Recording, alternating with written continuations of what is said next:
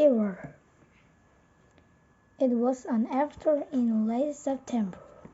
In the pleasant little city of Stillwater, Mr. Popper the house painter was going home from work.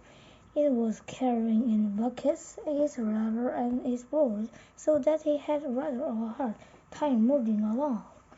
He was better here and there with paint and carmine, and there were bits of wallpaper clinging to hair and whiskers, for he was a very untidy man. The children looked up from their play to smile like him as best, and the housewife, seeing him, said, "Oh dear, those guests, Mr. Popper.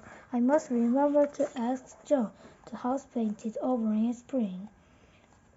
No one knew what was inside of Mr. Popper's head, and no one guessed what he one day the most famous person in Stillwater.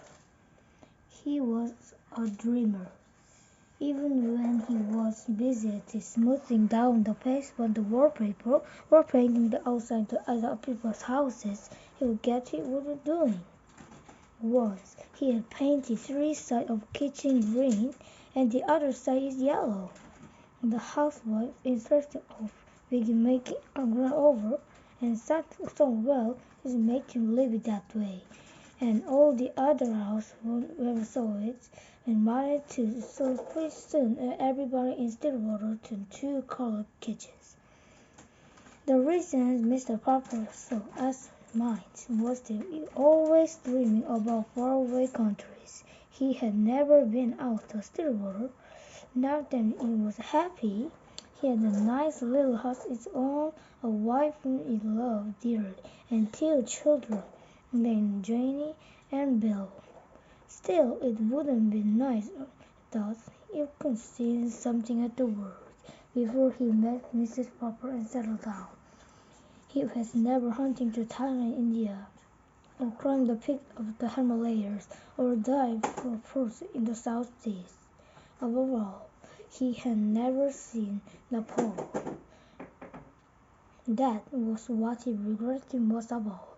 He had never seen those great shining ripe expanses for ice and snow. How he wished that he was scientist instead of prospector in the world, and might enjoy some great first position.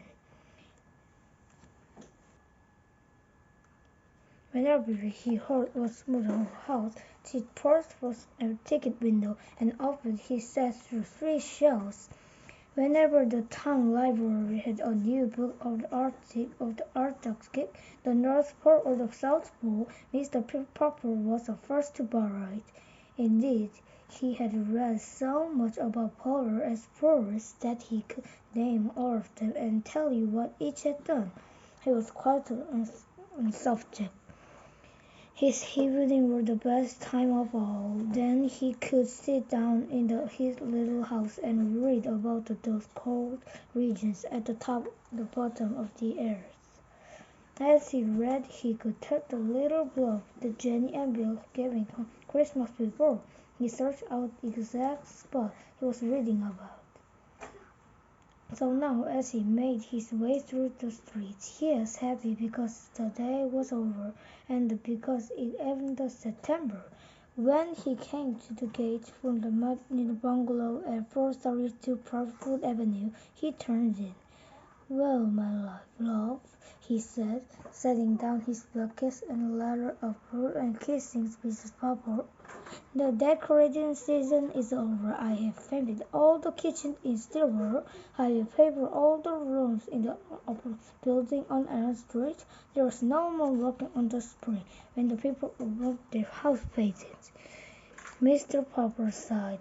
"I sometimes wish you had the kind of book the last of year instead of just for spring for fall." She said it would be very nice to him at home for a vacation, of course, but it is a little hard to speak when the man's sitting around reading all day. "I could decorate the house for you." "No, indeed," said Mrs. Popper firmly.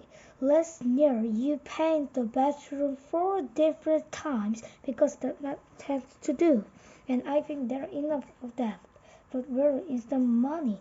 I have saved a little, And then they're saying we can get along with other winters, and no more roast beef, no more ice cream, not even on Sundays. Shall we have been every day?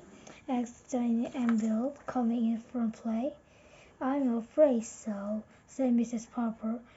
Anyway, go wash your hands to supper, and Papa, put away this litter of paint, because you won't eat even then. Quite all right.